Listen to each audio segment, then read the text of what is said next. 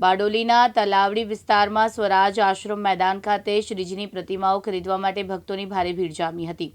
આ ભીડના કારણે રસ્તાઓ પર ટ્રાફિક જામની સ્થિતિ સર્જાઈ હતી, જેના લીધે સ્થાનિક લોકોને અનેક મુશ્કેલીનો સામનો કરવો પડ્યો છે।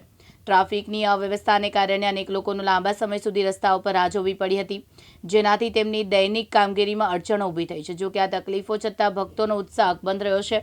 ઢોલ નગારા અને ડીજેના તાલે ગણેશજીનું સ્વાગત ભક્તોમાં ઉમંગ અને ઉત્સાહ જોવા મળી રહ્યો છે। બારડોલી પોલીસ મથકે અત્યાર સુધીમાં 80 જેટલા મંડળોએ, જ્યારે ગ્રામ્ય પોલીસ મથકે 50 જેટલા મંડળોને પ્રતિમા સ્થાપવા માટે અધિકૃત પરવાનગી આપી છે। બારડોલીના તલાવડી વિસ્તારમાં બપોરથી મોડી રાત સુધી ચક્કાજામની સ્થિતિ જોવા મળી।